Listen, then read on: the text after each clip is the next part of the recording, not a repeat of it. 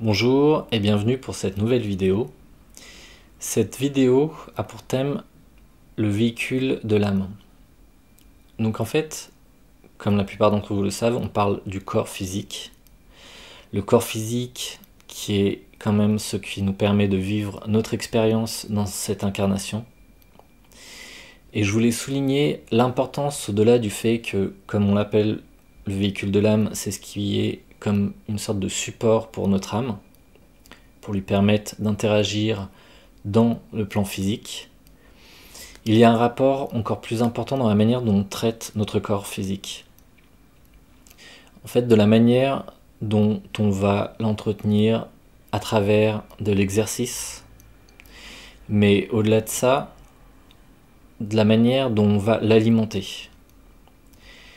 Car plus on va être dans un rapport à une alimentation et à ce qu'on va ingérer, ça peut être de l'alimentation ou d'autres choses, ça va influer énormément notre connexion à l'âme.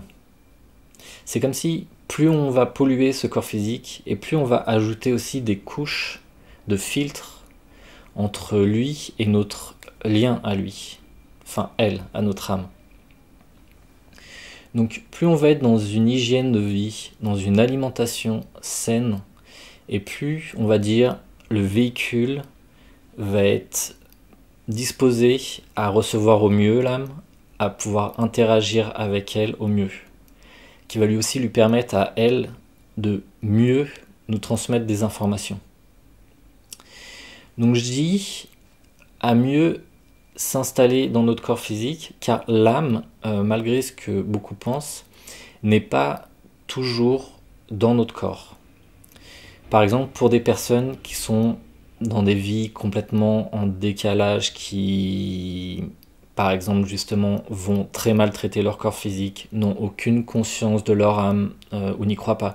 Disons que l'âme n'a pas grand-chose à donner en interaction.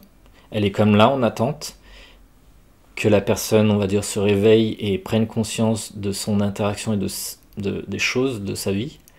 Mais en attendant, elle reste, on va dire, comme à côté. Et c'est seulement quand une personne est vraiment sur un travail sur elle, qu'elle va vraiment entrer en contact avec sa vie, ce qu'elle doit faire, donc son âme, que l'âme va pouvoir prendre place dans le cœur. De la même manière, plus on va être centré, plus on va être ancré, plus on va être en conscience avec notre vie, la raison pour laquelle on est là, plus on va avoir l'âme qui va vraiment s'installer dans le corps. Et plus on va se connecter à elle aussi. Pour des personnes qui n'y portent aucune intention et qui traitent très mal leur corps, l'âme ne va pas rester à l'intérieur, elle n'arrive pas à interagir avec la personne.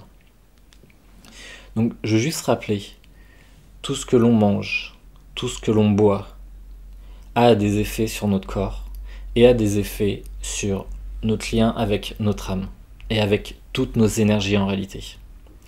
Et quand je dis ce que l'on mange, donc c'est l'alimentation et toutes sortes d'alimentation. Par exemple, si on mange que du junk food, j'ai envie de dire, de la mauvaise nourriture, forcément ça va agir sur notre corps, sur nos énergies et sur notre rapport à l'âme, la manière dont on va pouvoir interagir au mieux avec elle, même si c'est de manière inconsciente.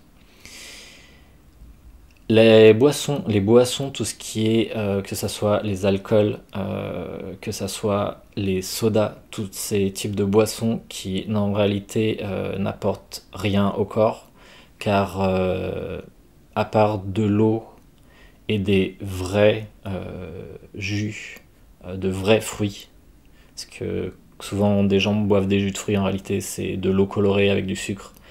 Donc je parle de réels jus de fruits pressés, ou d'infusion, de choses comme ça. Enfin, en tout cas, des boissons qui ne font pas de mal au corps.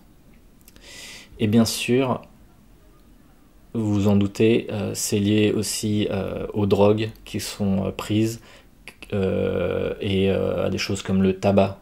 Donc toutes ces choses-là qui peuvent, on va dire, polluer le corps, va l'abîmer, va nous couper de notre âme, va nous couper de nos liens énergétiques. Si vous avez des plaisirs qui sont de fumer, de choses, je dis pas de tout arrêter, faites ce qui vous parle, faites les choses à votre rythme, je vous dis pas de tout arrêter tout de suite, mais essayez de faire les choses en conscience.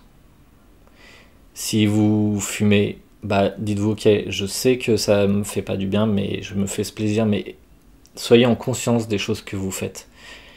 Maintenant, si réellement vous voulez vous mettre sur un chemin énergétique, sur un chemin de vie qui est de travailler avec votre âme, avec vos énergies, sachez qu'à un moment donné, il va falloir faire des choix. Et ces choix passent aussi par l'alimentation, par l'exercice physique, par la manière dont on traite notre corps. Donc là, je dis pas que c'est la vérité, c'est pas une vérité universelle, c'est ma vérité que je souhaitais vous partager comme un petit rappel. Et voilà, donc ne vous sentez pas obligé de vous priver de tout, parce qu'à partir du moment où vous faites les choses dans la privation, vous allez mal le vivre et ça va pas bien se passer.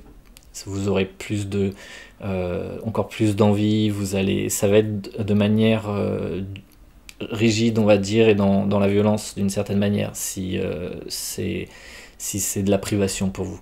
Donc faites-le, c'est pour ça que je dis faites-le en conscience.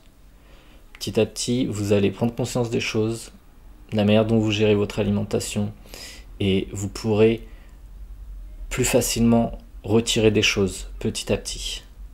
Faites toujours ce cheminement dans la douceur par rapport à vous. N'allez pas dans la violence et de manière dure. Allez-y petit à petit. Et vous verrez que votre corps va évoluer et que vos liens aussi à vos énergies, vos sensations vont pouvoir évoluer si vous retirez des choses qui ont plus tendance à le polluer. Donc voilà, c'était juste un petit rappel que je voulais vous apporter sur le véhicule de l'âme, donc le corps physique. J'espère que ça vous a apporté quelque chose et je vous remercie. Prenez soin de vous.